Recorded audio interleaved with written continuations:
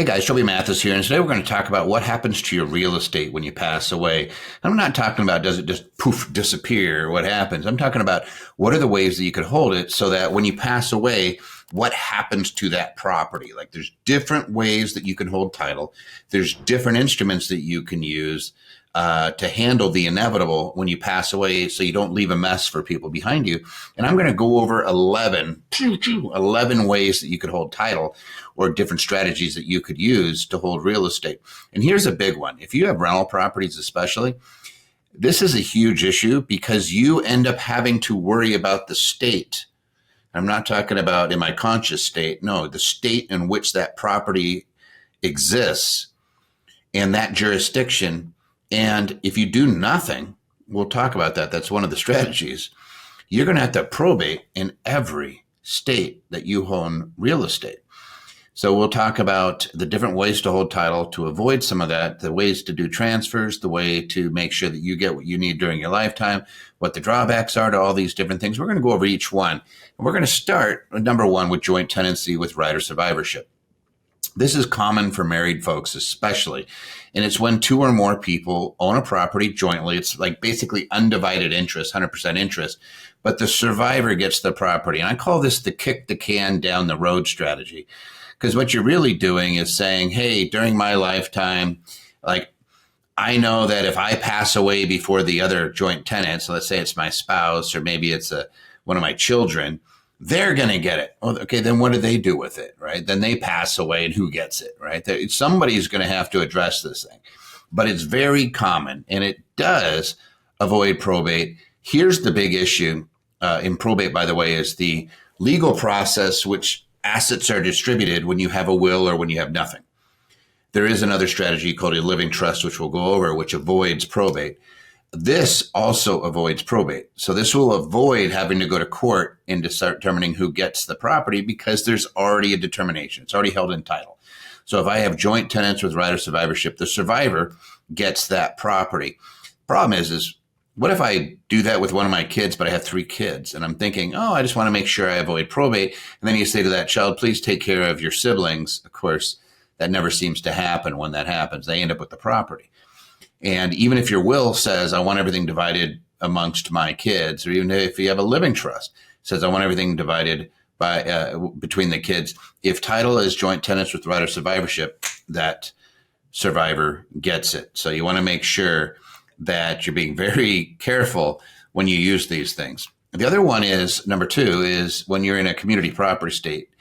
There's a couple states, I think it's Texas and California, where you can just say, hey, it's held as community property with right of survivorship. And so you have to be very specific. Again, it's allowing the survivor to take over that ownership.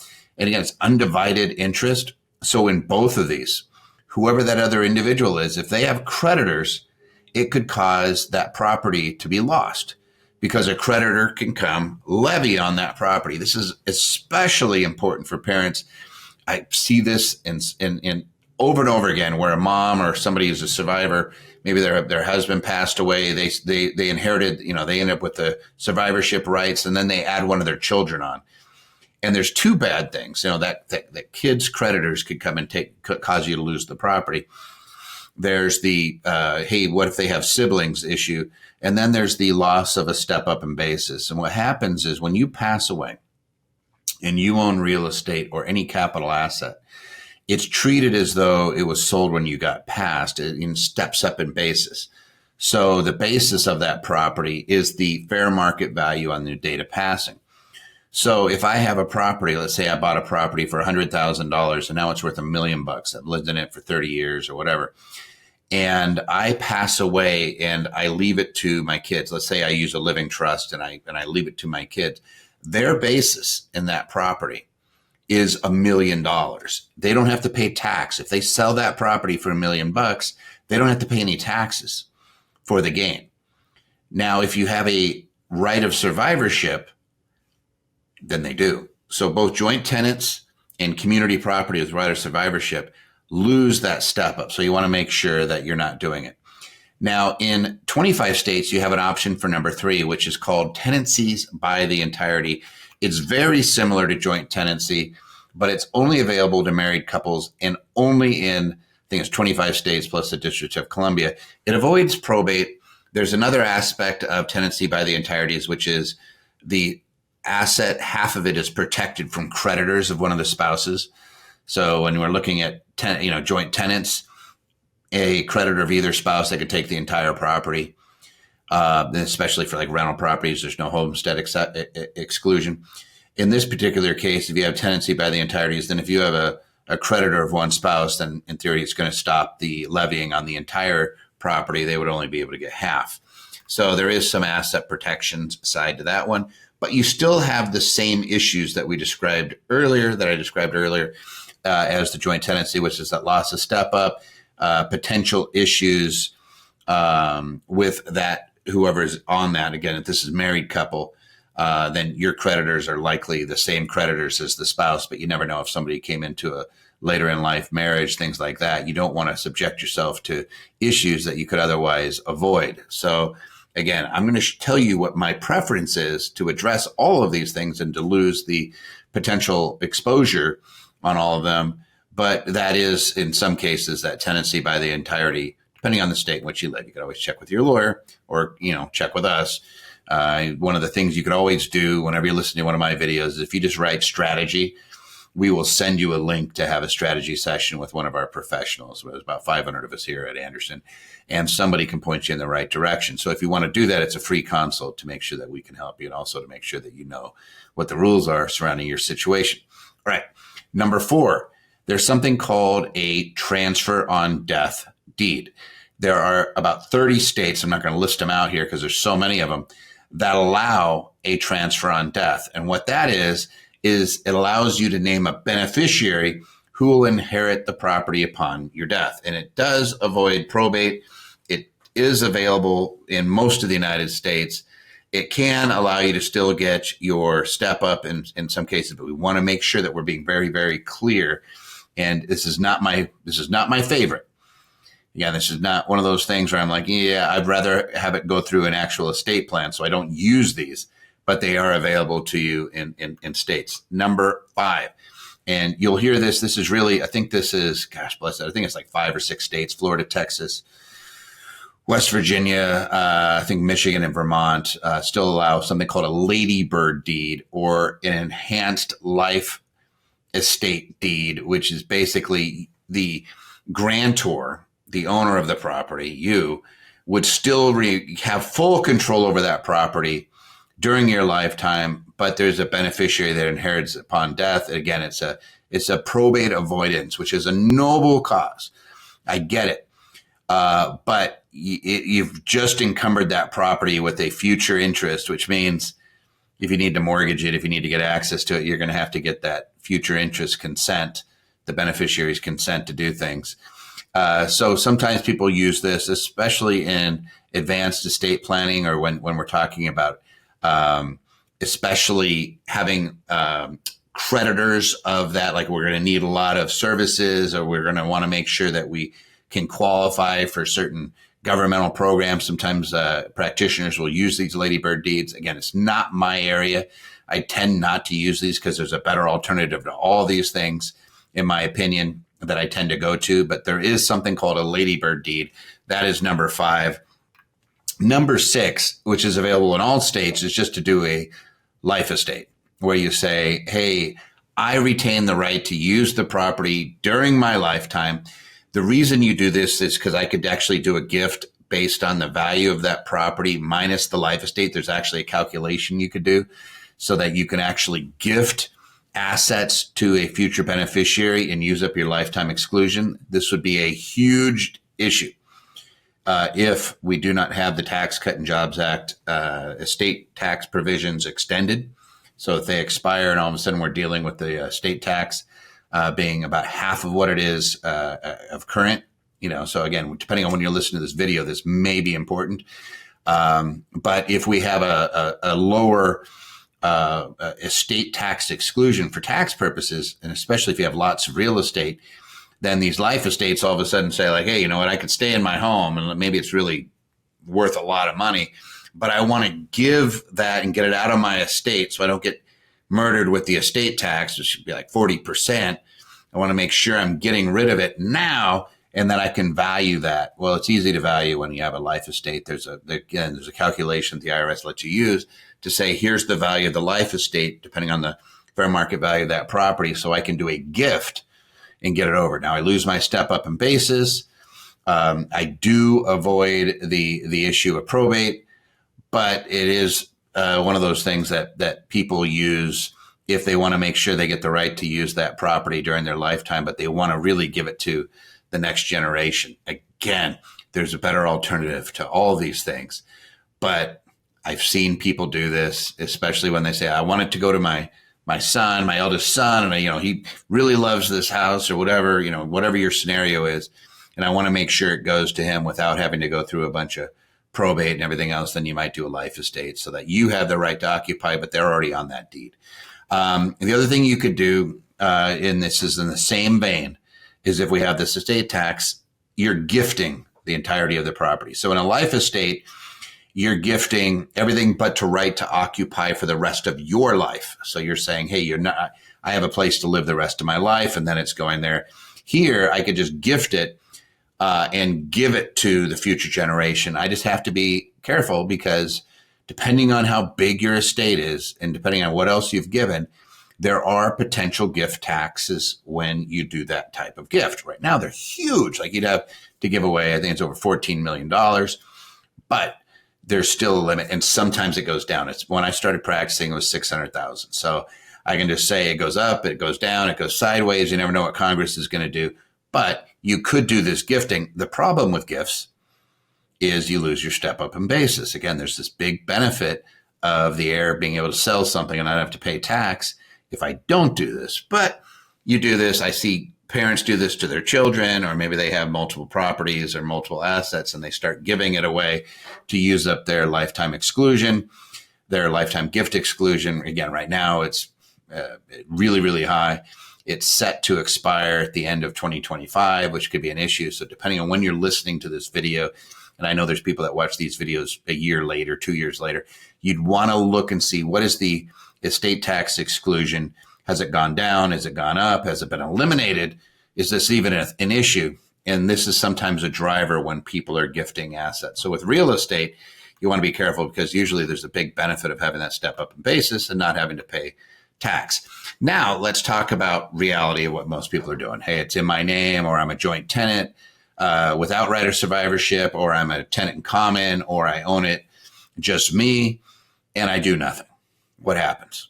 Well, that's called intestate, which means the property is going to be divided under the state law where that real estate is located. So depending on what your scenario is, I'm just falling under state law. So if you all remember, Prince passed away and he had all these assets in Minnesota. So they ended up probating in Minnesota his estate. And since he did not have a will, since he did not have a trust, then they went under state statute, which was why you had all these siblings showing up, trying to show establishment of DNA, because that's who inherited in his particular case. So it always depends on the state as to whether it might go to a spouse, maybe it goes to your kids, maybe it goes to a combination.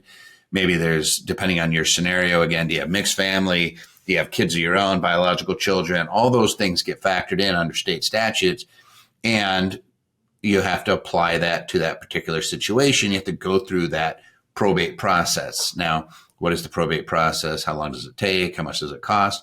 Depends on the state. Some states have statutory fees. For example, California, you're looking at 8% to start, and then it phases down depending on the value of the estate. But it could be many thousands of dollars. If you have a average home in California, for example, let's say it's $1 million, you're looking at over $20,000 of cost just to probate that one house, which could be really frustrating for the heirs and frustrating, depleting the asset. In some cases, it requires the sale of the asset, and it's time consuming. These probates sometimes take, the average is about 18 months. In California, again, let's say that, or wherever you might be located, if you have a easy process, it might be 6 months because there's usually a hold period on real estate. But let's just say you're able to get it through there quicker than the 18 months. It's still annoying. Like, hey, do I really want to do that? And speaking of really want to do that, let's go over number 9, which is using a will. And a lot of people misconstrue this. A will does not avoid probate. A will requires probate because a will is your written instruction of who will get your assets when you pass, and it requires that it go through probate. And remember, if you own real estate in multiple states, you're probating in each state. So if you have a will and you have property, let's say I have property in Nevada, in Washington, in Florida, and Texas. I have rental properties in Indiana, whatever. I'm probating literally in every one of those jurisdictions, if you hold it in your individual name. So there's a strong push probably from your heirs to say, hey, let's clean this up. I don't want to have to do 5 or 6 probates, depending on where you own all your real estate. Can you please do something else to avoid that? But the biggest downside of probate is obviously it's time consuming and it tends to be costly. So that brings us to number 10. Poosh, if you're keeping score. Number 10 is use a living trust. And a living trust is a fancy way of saying a revocable, can be changed during your lifetime, grantor trust, which means it's ignored for tax purposes.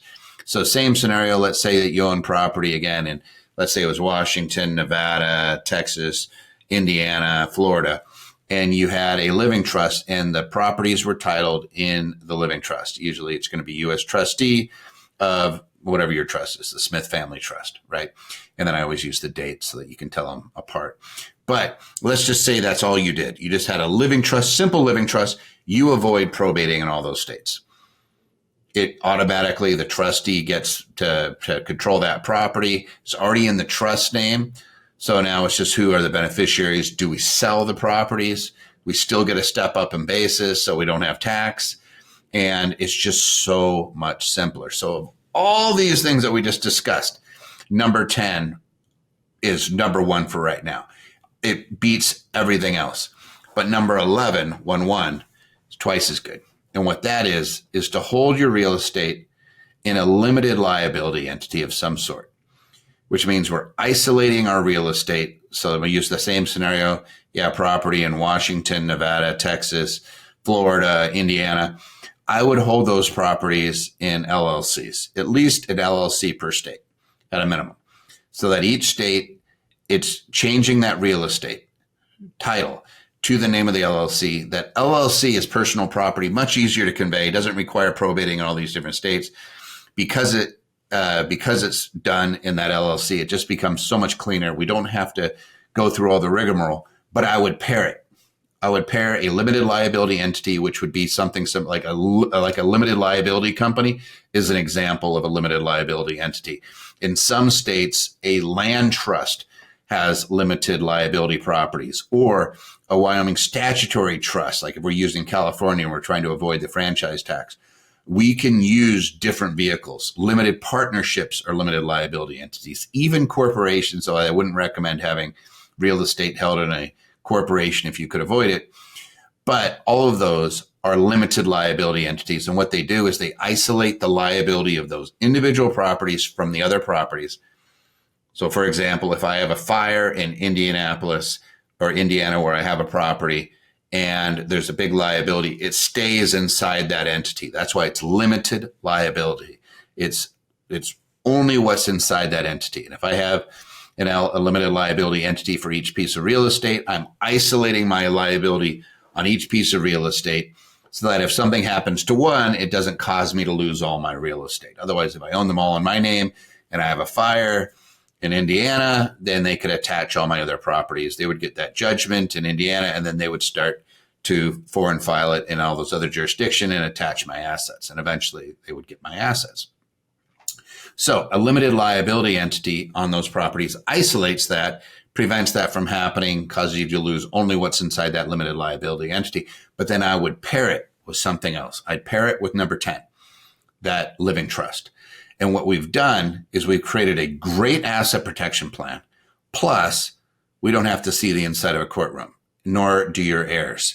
Everything is handled privately, personally, with your representatives in your estate. So it might be that you left one of your siblings as a trustee, and the beneficiaries are your kids, or whatever the case. Maybe it's a combination of different relatives, organizations that you care about, whatever.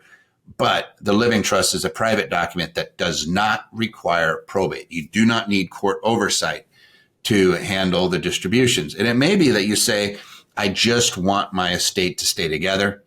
I have properties. Again, in my example was, what do we have? Washington, Nevada, Texas, Indiana, Florida, whatever it was. Like, you pick your states. We want to keep them all together. They're already in limited liability entities, which, by the way, limited liability entities do not die. So if you have an LLC where you're holding real estate, they don't die. It's just like let's say I have Microsoft shares when I die. Nothing happens to Microsoft. We just transfer the shares. Nothing happens to the LLC. In fact, we don't have to transfer the shares unless you're distributing the properties out, or we're distributing the LLC to beneficiaries. If you just leave it in trust for the benefit of your beneficiaries, we keep everything together, and all we do is say, hey, trustee, distribute money to my beneficiaries if they need it for things like health, education, maintenance, and support. Like maybe, or, allow them to a set dollar amount every year that maybe escalates, or at ages they get a certain bonus. Hey, they get extra amount. Index it for inflation if you really want to. But you could say, hey, here's money that goes out to these beneficiaries. But we keep all the real estate together. We're not selling it. We're not, if you built something like that and you had all those different states and you had a bunch of real estate, we don't want it torn apart. This is how you keep it together to benefit future generations. So it's not just, hey, it goes for the benefit of my kids, but now it's going to go to my kids' kids, my great-grandkids, my great-great-grandkids. It's going to go to future generations. It could go for hundreds of years, if not longer, because you said, hey, let's not distribute it all out. Let's make it need-based, or you could put your values into that type of document. Living trusts are absolutely fantastic. For example, if you like people to travel, you can say, hey, this is a bonus, here's a benefit of being a beneficiary here we're going to pay for you to leave the United States 2 weeks every year to get out there and travel the world and, get some culture underneath your, on your resume. Like, get out there and see the world a little bit, travel around. Maybe that's important to you. Or you could say things like, hey, use the money for education, make sure you get a degree. Okay, we can emphasize that. But all of that is doable when you combine the living trust with the limited liability entities, and you don't have to just distribute everything. Benefit of this also, you still get your step up in basis. You just avoid having to go through the whole probate process. And because you have more control from the grave, you can be very creative as to what your estate looks like. And you hear this term dynasty trust or legacy trust and all these things. All they are is a living trust that has provisions like this in it, and simple document. You don't have to pay tens of thousands of dollars to do this. It's thousands actually to put something like this in place. Super effective. And it avoids all that cost of having to go through the probate process. And it avoids the downside of doing the things like the ladybird deed or the life estate or the tenants on the entirities or joint tenants, where we're just kicking the can down the road. If we do a transfer on death, all we've done is, again, kick the can down to somebody else's. Now it's somebody else's problem. No, we should be responsible. Let's take care of these things while we're alive.